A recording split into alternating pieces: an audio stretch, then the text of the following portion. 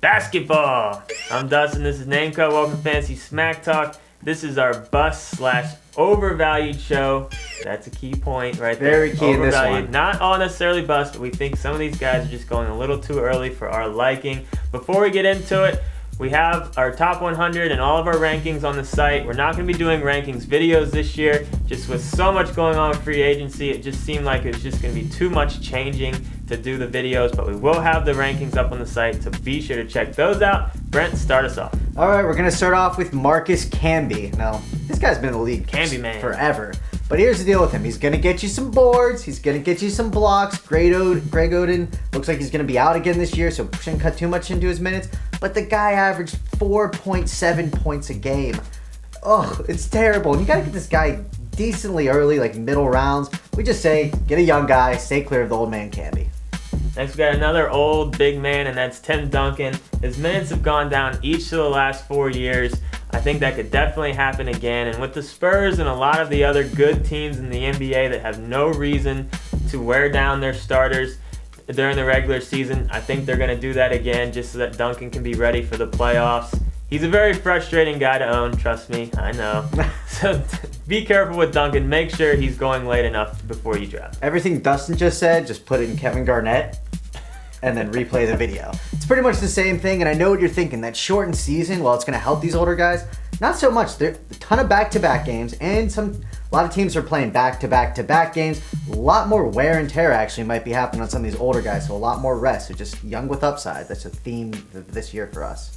Next, we got Baron Davis out on that Cleveland team. If you watched our sleeper show, you'll see that we had a couple of Cleveland rookies on there because we think Cleveland will go with the youth movement. And that's why we have Baron Davis on the bus show. I just really don't see them giving him, that many minutes. Why would they? Let's see what Irving can do. Let's see what the rookie can do.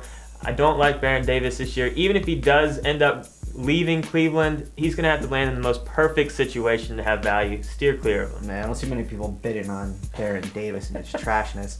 Now our first young guy, and that's Kemba Walker. And I know what you're thinking, how can you be doing this guy who was great in the NCAA tournament? And sure, that made him into a household name, but this guy's he's an undersized player for his position, and he's got to be battling DJ Augustine, who's a pretty solid NBA pro out there. I don't see him moving right into the starting lineup. At best, he'll probably be a six-man. Jason Terry is his absolute high side, I feel, career-wise even.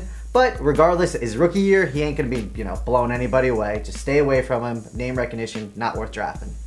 Moving on, we got JJ Redick for Orlando. This is another guy that made a big name for himself in college. And he might finally start to get a chance to start this year for Orlando. But here's the problem with JJ Redick. One thing I like to do when looking at guys later on in the rounds is I like to add up threes, rebound, assists, steals, and blocks and just see what number I get, and then I can compare that to other guys as far as looking for guys that fill up the stat sheet. When you add up all those stats last year for JJ Redick, who played about 24 minutes a game, you get 5.7. And he counted all threes. Of those stats, with threes included. That's ridiculous. So he's just not going to fill up the stat sheet. He's going to be a role player, scorer, and three guy. Not necessarily someone that I'm looking for. Typical little white guy.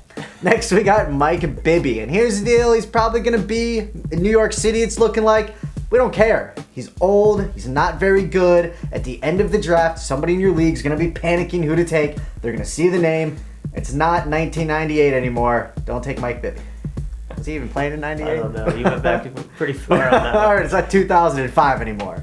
My next guy is Jimmer Fredette, another guy who made a huge name for himself in college. I mean, we both love this guy. We love to watch playing him. He's absolutely amazing. But out there in Sacramento, it's going to be really hard for him to find playing time. He's probably not going to start with Thornton starting at the 2 out there.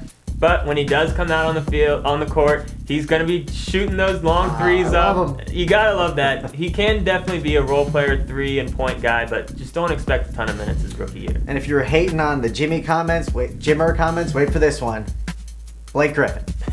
All right, start bashing us now. But here, with Blake Griffin, he's going to be going as a top 5 pick probably in some leagues based on all the hype. People are drooling over his points and boards. But if you look at his other stats, not that great. First of all, if you're in a league that counts foul shooting percentage, way down on your list because he shoots a ton at a terrible clip. And then his blocks and steals. Blocks, only 0.6 for all that leaping ability. He just doesn't block too many shots, and he's okay with steals, a little under 1 a game. But regardless, just don't. He's a great player. Don't get us wrong. End of the first round, but just don't be taking him top 3 based on this crazy name.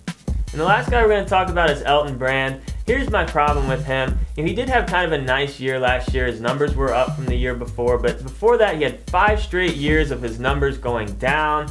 And he's 32 years old. And guys that kind of have a resurgence after a long period of numbers going down, I don't necessarily trust him the year after that. And during that 5-year span, he had some injuries. I'm just not trusting him at this point. He could have another decent year, but for where you have to draft him, I say let someone else take him and take a young guy with upside, our theme of the show. So that is our overvalued bust show. Again, overvalued, not necessarily all Griffin's bust. not going to be a complete bust. I don't want to see any comments. If you want to see our cheat sheet, our top 100, and all of our rankings, get onto the site. If you want to post your teams, go ahead and post them in the forums. You got any questions? I'm Dustin. This is Nameco Basketball. God Vesley, Duncan Ninja, watch the Sleeper Show.